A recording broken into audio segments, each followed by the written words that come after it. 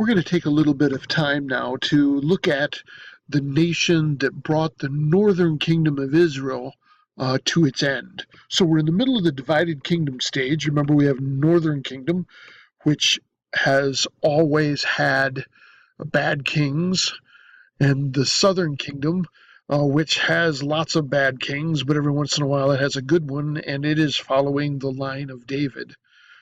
Both kingdoms will fall at the end of the divided kingdom stage, but they fall at different times. Assyria destroyed the northern kingdom and took them off into captivity in 722, 721. And so the southern kingdom lasts a bit longer. It was destroyed by Babylon ultimately and finally in 586 BC. So you can see the southern kingdom lasted a little longer. And there's a sea change in world affairs when Assyria has its prominence and the northern kingdom falls, and then when Babylon has its prominence and the southern kingdom falls. So let's take a look at Assyria first. Assyria is occupying this area at its height, which is in the 8th and 7th centuries. You can see where Nineveh is, sitting on the Tigris River, much to the north of Babylon, which sits down near the juncture of the Tigris and Euphrates River. But you can see that Assyria owned from Babylon and Elam all the way through the Fertile Crescent down into Egypt, and even into southern Egypt, following along the Nile River all the way down to Thebes. So the Assyrians are the first world empire, as we might look at it, and you can see they control Syria, they controlled Israel, which on this map is the northern kingdom, and Judah, which on this map is the southern kingdom. So do you see what we've got? This is a first real empire stretching out across the Fertile Crescent and becoming vitally important to the nations of Judah and Israel. Remember, we said that Judah and Israel occupy that royal highway for trade and commerce between Egypt and Assyria and Babylon. You have to go through there. Nobody's going to cut across the desert. And so they've got to follow the Fertile Crescent around. And when they do that, they're going to go right through Israel and Judah. We said during the United Kingdom stage, when Solomon owns that area, it is incredible riches that will pass back and forth and into Israel because of that. Now we're going to watch those larger nations, Egypt, Babylon, Assyria, vie for control of just that area. So the Assyrians, they have the ability, it seems, to grow in prominence, and then they'll go into a period of decline, and then they'll grow in prominence again. So the Assyrian king list has sort of three different parts to it. We have Old Assyria, which they describe as the kings who lived in tents, and we have Middle Assyria. It's the empire we're interested in because that's where they intersect mostly with Scripture. The Assyrian Empire was founded by Tiglath-Pileser I. You may want to take notes. These are great ideas for naming children. So Assyrian Empire is founded by Tiglath-Pileser, though once he dies, the empire begins to shrink again, and then it comes alive again under the skill and the ability of Tiglath-Pileser III. And this part is what we call the Neo-Assyrian Empire. One of the greatest Neo-Assyrian Empire kings is Ashurbanipal, and we're going to hear about him because he and Sennacherib show up as part of the interaction with Israel. Assyria is called Assyria, which means the land of Ashur. Ashur is the god of Assyria, and the king, at least in the beginning, was considered the vice-regent of Ashur.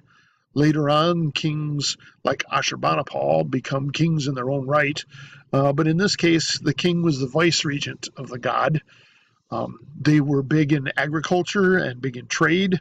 They also consider themselves the guardian of earlier Sumerian culture and Babylonian culture. So this is old Babylonian culture. So they preserve the best of what is past. It's sort of like the Roman Empire and how they preserved Greek culture. So Assyrians wanted to preserve the best of what was passed in Sumeria and in Babylon. Ashurbanipal built a beautiful library as an example of that preserving of culture, in which huge numbers of tablets were available to read, and they are still being sorted by the British Museum, and you can check their website out if you want to read about some of the progress. It is a fascinating library and what they have found and what they are translating. So check that out in your reading as well. The Assyrian government was efficient. It was well organized, and what brought them into some favor was to eliminate hereditary governorships.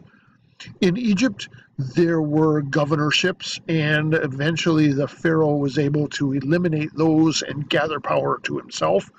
Same in Assyria, the people who inherited the right, eventually the king was able to eliminate those governorships, and that added to his own power, because he could put in those areas people who were loyal to him. So he appointed those local officials instead of having it as a hereditary governorship.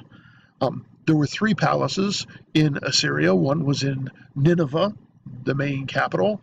Then there was Nimrud and Karsabad, and both of them are great archaeological sites if you want to check it out. Assyria, as we'll see in a minute, because of their practice of deportation, became quite a mixed culture, as we'll see later with Persia. So ethnic Assyrians in some cities were the minority, and so they learned to work with many different cultures. And I mentioned already, in their cycle of power and setback and difficulty, they didn't just fall, they came back again. And so the old Assyrians became Neo-Assyrians. You see, to fall back and then to regain prominence and control again is pretty amazing. The Assyrian Empire started from, we might say, from 2500 BC to 612 BC. It's that latter end that we're interested in. They had a reputation for being a stern, brutal military state with a terrifying reputation for bloodthirstiness and cruelty in war. That's going to come into play when you read something like Isaiah 36 through 38, and you read how they talked to and treated King Hezekiah in Judah, and what God did. If God had not intervened, most certainly Jerusalem would have also fallen. So this is the Assyrian Empire that's waiting right outside the walls of Jerusalem, and it's a pretty incredible thought. We'll talk more about that in a little bit. The greatest extent that the Assyrian Empire traveled to included all of Mesopotamia, as we saw on that map, went down through Israel and Judah and all the way to Thebes in Egypt, as we described on that map. So the empire is huge. Now, to give a little bit of perspective, one of the reasons that Assyrians were driven to conquer is because their area had no natural boundaries. You couldn't assume that you had protection from the sea on one side and mountains on the other, or some kind of barrier against invading armies. They were well open, and they knew where they had been invaded from in the past, and they didn't want that to happen again. So they assumed the best defense is a good offense, and so they tried to expand into the areas from which they had been attacked. And so, as it turns out, their quest for security led to their empire. So when you know that you have been attacked from this way in the past, you don't ever want that to happen again. And so the way to stop that is to go in there and take them first, is how the Assyrians reasoned. It's pretty incredible. The problem, of course, is eventually they became overextended. They stretched too far, and when you do that, you have to be able to strongly defend all of it against any comers, and that leads to weakness. There was also a problem of internal strife in the empire, and of what we'll call vassal resentment. If you listen to the video on warfare in the Middle East, you know that lesser kings would pay tribute to greater kings. And when Assyria came in and conquered Babylon, old Babylon, they so destroyed, they turned Babylon into a wasteland. And Babylon never forgot. And so one of the things that you didn't want to do was tick off Babylon. And so Babylon's going to rise, Nebuchadnezzar is going to come, and Assyria is going to fall.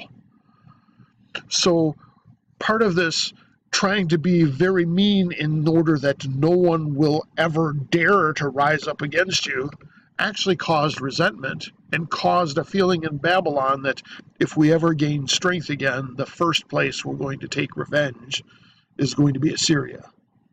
See the problem? All right. Yeah, check out a couple of other videos that we have, Warfare in the Middle East and the Assyrian War Machine, and we'll talk a little bit more about the impact of Assyria on Israel. Thanks for hanging out.